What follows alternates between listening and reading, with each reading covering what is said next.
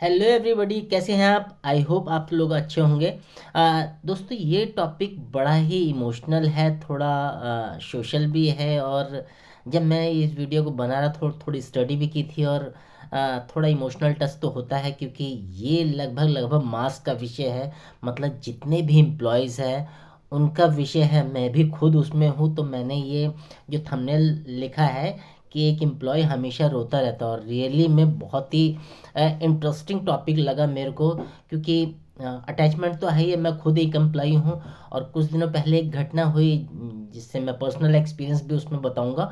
और थोड़ा इसमें डिटेल में बात करेंगे, कुछ फैक्ट्स की भी बात करेंगे कि क्या क्या फैक्ट्स हैं। थोड़ा स्टडी की है मैंने, तो हवा में बातें नहीं करेंगे। थोड़ा सा इस विषय को झकझोरते हैं कि यार एक एम्प्लॉय हमेशा क्यों रोता रहता है। और आपने भी देखा रोने का मतलब यहाँ परेशानियों से है, ऐसा नहीं कि वो आंसू बहा रहा है। इनडायरेक्टली वो आंसू ही बहा रहा है। तो इस टॉपिक पे मेरा हम्बल रिक्वेस्ट है। मैं बहुत कम वीडियो में आप लोगों को बोलता हूँ कि पूरा वीडियो देखना, लेकिन आप थोड़ा रिलेट करना है इस वीडियो को और पूरा देखना है। इसमें से बातें निकल के आएंगी कि कैसे क्या हो रहा है। तो जैसे मैंने थंबनेल में लिखा है, एक एम्प्लॉय हमेशा रोता रहता है। कुछ दिनों पहले जैसे आप लोगों को पता है, मल्टीनेशनल कल्चर होता है, कॉर्पोरेट होता है, उसमें अप्रेजल्स होते हैं, रेटिंग दी जाती है। तो मेरा एक फ्रेंड, बहुत खास फ्रेंड है, उसका नाम तो नहीं ले सकता यूट्यूब पे, और बहुत खास फ्रेंड है। वो मेरे पास आया कि आनंद यार, फिर रेटिंग मेरे को बहुत कम मिली और इस बार भी सैलरी कुछ खास बढ़ने वाली नहीं है। और जब एक एम्प्लॉय ये बोलता है कि कुछ खास बढ़ने वाली नहीं है, तो ले देकर मामला बिल्कुल ठंडा बैलेंस में ही रहता है, यानी कि उसकी अच्छी हाइक नहीं मिलेगी सैलरी की। लेकिन आप लोग सोच के देखिए, क्या रियली में हाइक मिलती भी है? हम लोगों को जब अप्रेजल रेटिंग मिल जाती है, रेटिंग कोई भी हो, ये अंदर की कुछ बातें हैं कि एक एम्प्लॉय को ये लगता है कि यार मेरे पैसे बढ़े ही नहीं। मतलब कुछ पैसे बढ़ते हैं, लेकिन वो कहाँ एडजस्ट हो जाते हैं।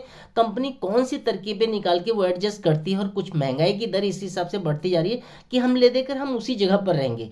आप लोग एक कमेंट में ज़रूर लिखना कि यार हमें ऐसा लगता है कि सैलरी कुछ बढ़ी नहीं, ले देकर कुछ पैसे बढ़ते जरूर हैं, हमें वो दिखते हैं अप्रेजल लेटर में, लेकिन मामला वहीं बैलेंस रहता है। ऐसा लगता है कि हम पैसे बढ़ ही नहीं रहे हमारे।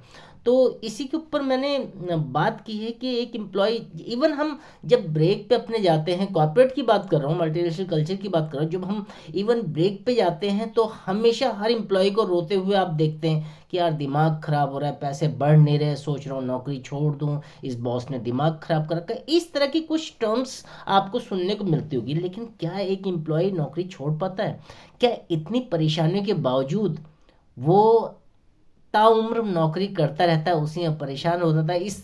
इसके रिगार्डिंग बहुत सारे मैं वीडियो और भी क्रिएट करूंगा कि किस कौन कौन सी प्रॉब्लम्स आ रही है एम्प्लॉय के साथ। मैं कोई किताबी बातें नहीं करूंगा, एक एक्सपीरियंशियल नॉलेज आपको दूंगा अपने, मेरे साथ जो हो रहा है या एक एम्प्लॉय के साथ जो होता है।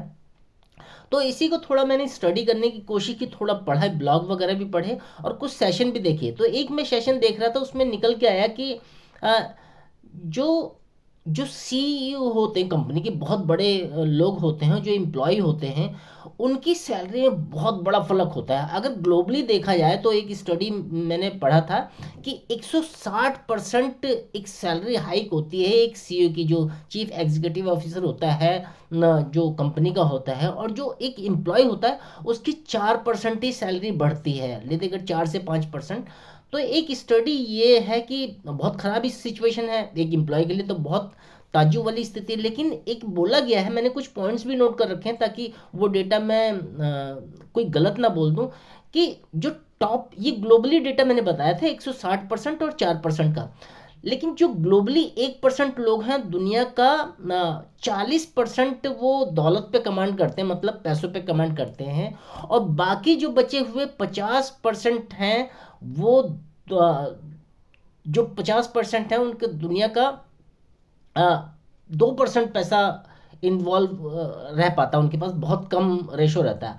लेकिन जो बीच में 49% का रेशो है, उसमें आ जाते हैं middle class, lower middle class. और वो सारी ज़िंदगी संघर्ष करते रहते हैं, और ये कभी नहीं, वो लोग सोच ही नहीं पाते, उनका दिमाग, क्या कहें। मैं तो हमेशा अपने वीडियो में कहता हूँ कि एक मिडिल क्लास या लोअर मिडिल क्लास अपने बेसिक्स में ही खोया रहता है, तो उसे और चीज़ें सोचने का मन ही नहीं करता, या मन क्या करता है, वो सोच ही नहीं पाता, उसका दिमाग उस हिसाब से तरक्की की बातें सोच ही नहीं पाता। आटा खत्म हो गया, दाल खत्म हो गई, सिलेंडर खत्म हो गया है, ईएमआई बच्चों की जा रही है, होम लोन की ईएमआई जा रही है, अब इसका पैसा देना, अब ये फंक्शन आ गया। इवन मैं तो यहाँ तक कहता हूँ कि अगर फैमिली में एक फैमिली फंक्शन आ जाए, किसी शादी आ जाए, किसी का बर्थडे आ जाए और 40-50 हज़ार का खर्चा है, तो एक फैमिली परेशान हो जाती है। इवन हस्बैंड तो ये कहने लगते हैं कि यार काश ये 2-3 महीने बाद आता, ये प्रोग्राम कहाँ से मैनेज होगा। तो ये सारी दिक्कतें चल रही हैं। अगर हम इंडिया की बात करें तो इंडिया में ये जो सीईओ की सैलरी है, उसकी हम बात करें तो लगभग लगभग 300% बढ़ जाती है। इंडिया की बात हो रही है।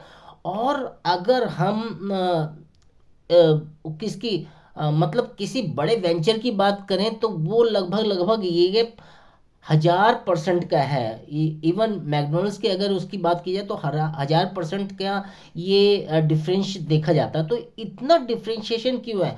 एम्प्लॉय हमेशा रोता रहता है कि यार ये बॉसेस सैलरी नहीं बढ़ा रही, जो भी आपका मैनेजर हो, प्रोजेक्ट मैनेजर हो या बॉस हो, हम हमेशा ये तो रोते रहते हैं, लेकिन खुद को कभी नहीं दिखते। इवन मैं भी कुछ सालों पहले यही सोचता रहता था कि यार कंपनी को सोचना चाहिए हमारे बारे में। सोचती है कंपनी, लेकिन कुछ शब्दों में ही सोचती है। जैसे एम्प्लॉय वेलफेयर फंड बोल दिया है चार ने कि ये होना चाहिए, कॉरपोरेट सोशल रिस्पॉन्सिबिलिटी हम ले रहे हैं, हम आपके बारे में सोच रहे हैं, आप हमारी फैमिली का हिस्सा हो। इस तरह के कई पॉइंट्स होते हैं। लेकिन आप मुझे कमेंट्स करके बताइए, क्या रियली में ये सारी चीज़ें हो पाती हैं? एक एम्प्लॉय और एक मालिक के बीच में इतना सारा, जैसे हम किसी कारखाने में काम करते, फिल्मों में दिखाया जाता है एक मालिक के बीच में और एम्प्लॉय के बीच में बहुत बड़ा गैप होता है। लेकिन मेरा ये कहना है कि कोई हमारे बारे में क्यों सोचे। और जितने भी सीईओ हैं, मालिक हैं, कॉर्पोरेट एंटरप्रेन्योर्स हैं, वो हमारी ग्रोथ के लिए क्या काम कर रहे हैं? वो तो अपनी ग्रोथ के लिए काम कर रहे हैं। सीधा सा लॉजिक ये है, हमारी ग्रोथ, हमारी तरक्की लोग क्यों चाहेंगे? उन्होंने ही कंपनी बनाई है अपनी ग्रोथ के लिए, अपने वेल्थ के लिए, अपने पैसे कमाने के लिए। कोई एम्प्लॉय के बारे में क्यों सोचेगा? एक तरह से हम लोग उनका साथ देते जा रहे हैं, वो नौकरी करके हम उनको सपोर्ट कर रहे हैं कि भैया हम तो काम कर रहे हैं, आप लोग डिसाइड कीजिए। इसीलिए कई बार बोला जाता है कि एम्प्लॉय हमेशा काम करता रहता है, उसे वर्क आवर बढ़ते रहते हैं, रिस्पॉन्सिबिलिटी बढ़ती रहती है। सॉरी, मुझे खांसी आ गई थोड़ी। उसकी रिस्पॉन्सिबिलिटी बढ़ती रहती है, और जो मालिक होता है वो क्या कहते हैं, ऐश कर रहा होता है, या उसके ड्रीम्स पूरे होते थे, सपने पूरे हो रहे होते हैं। तो मैं सीईओ के बारे में, कंपनी के बारे में यही कहना चाहूँगा कि वो अपना काम करिए। एम्प्लॉय की अपनी क्या कहते हैं, मिस्टेक कह लो या अपने स्किल सेट कह लो, हम उस लायक कई बार होते ही नहीं हैं। हम रोते बहुत हैं, लेकिन अपने ब्लेमिंग गेम खेलते हैं कि कंपनी ने कुछ नहीं किया, हमारे मैनेजर्स ने कुछ नहीं किया, हमारी रेटिंग कम है। लेकिन उसकी डीप में कभी खंगालने की कोशिश की। मैं ये नहीं कह रहा कि सबकी सब में कुछ स्किल्स नहीं होते, लेकिन ज़्यादातर रेशो ये निकल के आया है कि नए ज़माने के हिसाब से वो स्किल्स सेट है ही नहीं। तो अगर एक एम्प्लॉय अपने स्किल्स पे काम करे, खुद पे काम करे, और अपना छोटा मोटा कुछ व्यवसाय स्टार्ट करने की कोशिश करे, छोटा मोटा धंधा, मैं ये नहीं कह रहा एंटरप्रेन्योर बन जाओ, छोटा मोटा कुछ करने की कोशिश करे जिसमें 10 से 15 हज़ार वो जॉब के सिमिलर पैरेलल वो कमा सके, तो बहुत सारी उसकी हेल्प हो जाएगी। क्योंकि पैसा तो हर परिवार की ज़रूरत है और पैसा चाहिए भी। लेकिन उसके लिए एक आदमी क्या कर रहा है, नौकरी कर रहा है, उसके साथ एक पार्ट टाइम जॉब कर रहा है, ट्यूशन बच्चों को पढ़ा रहा है, कोई सिलाई कर रहा है, कोई कुछ कर रहा है। तो इन कामों में भी उतनी ही मेहनत लगती है, और जब आप जॉब करके आते हैं तो शरीर में उतनी ताकत नहीं बनती कि बचते कि एक और जॉब हम कर सकें। तो मैं तो यही कहना चाहूँगा, इवन मैं खुद को भी कहना चाहूँगा, अब तो रोना खैर बंद कर दिया है।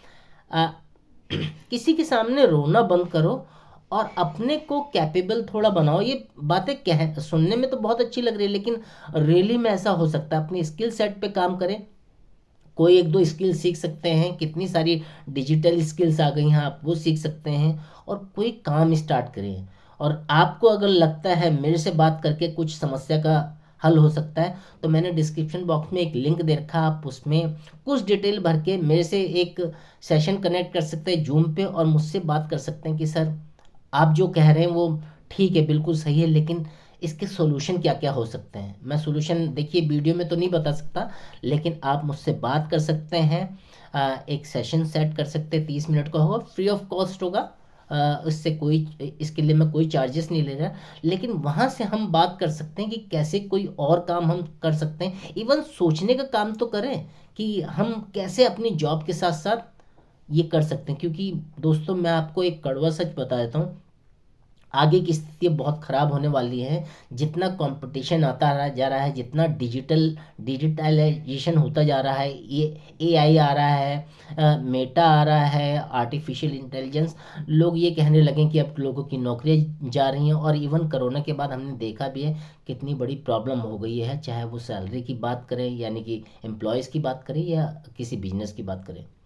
तो आई होप ये वीडियो आपको पसंद आया होगा। थोड़ा इस इमोशनली है, अगर किसी को थोड़ी मेरी बातें कड़वी लगी हो, ये बातें मेरे लिए भी था, तो उससे हाथ जोड़ के मैं क्षमा चाहूँगा, माफ़ी चाहूँगा।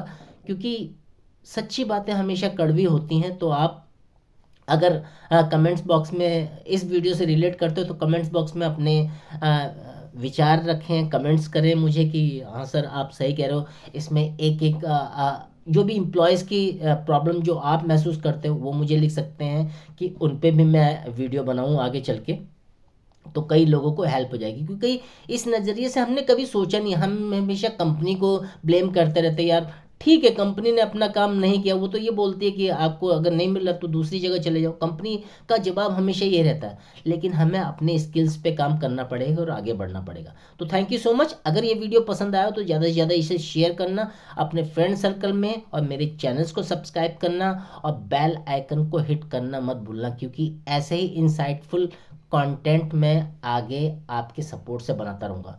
तो मिलते हैं नेक्स्ट वीडियो में, तब तक अपना और अपने परिवार का ख्याल रखिए। Thank you.